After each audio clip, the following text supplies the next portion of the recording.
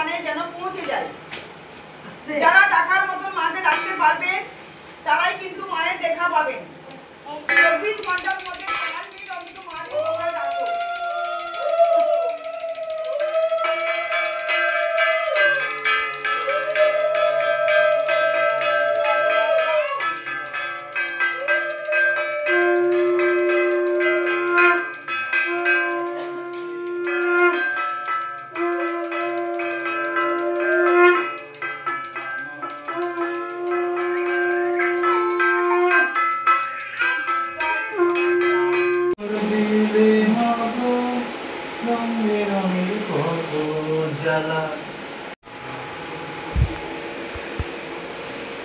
জাগ্রত প্রদীপের তেলে কি উপকার হয়েছে চিন্তার বাইরে।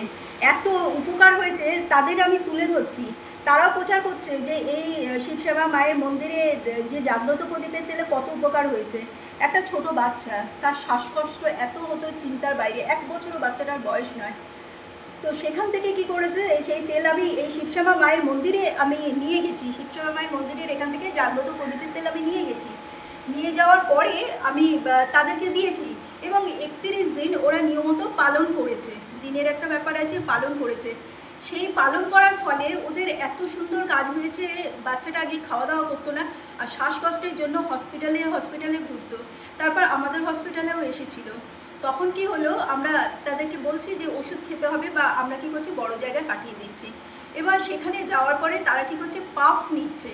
আর ছোট বাচ্চা পাফ নেওয়ার কী যে কষ্ট, 1 বছরও বাচ্চাটার বয়স নয়। এবার তার মাকে আমি যেই তেল এখান থেকে নিয়ে গেলাম, নিয়ে গিয়ে আমি বললাম তুমি 31 দিন মালিশ করো। মালিশ করার পর সে সুস্থ হয়ে গেল। তারপর বাচ্চাটা এখন খাওয়া দাওয়া ঠিকমতো করে এবং পাফ আর নিতে হয় না। শ্বাসকষ্টও আপাতত চলে গেছে, এখন শ্বাসকষ্টও হয় না। তারই আমি রিভিউ দিচ্ছি। তার শাশুড়িও পায়ে ব্যথা ছিল, সেই ব্যথা এখন করছে না। তারও ছবি তোলা আছে, ভিডিওর মধ্যেই আছে। ছোট বাচ্চা এবং শাশুড়ি, ওনার ফটোও আছে, ভিডিও করা হয়েছে ওনার।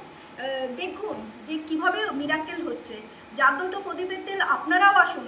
বলবো এই জাগ্রত প্রদীপের তেল দিয়েই আপনাদের শ্বাসকষ্ট অন্তত 100% কিওর হয়ে যাবে। জয় শিবশ্যামা মায়ের জয়। এই ভিডিওটা সঙ্গে দিলাম, দেখে নিন। জয় শিবশ্যামা মায়ের জয়, জয় কৃষ্ণকালী মায়ের জয়।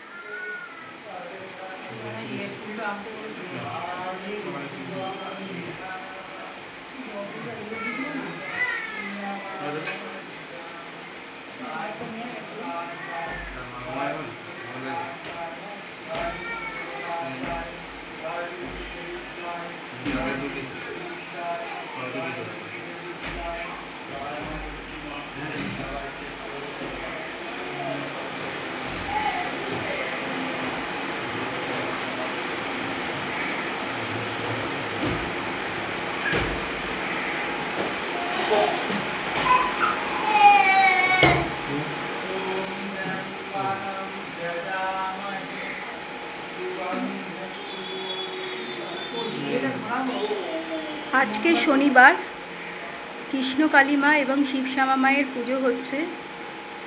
দেখুন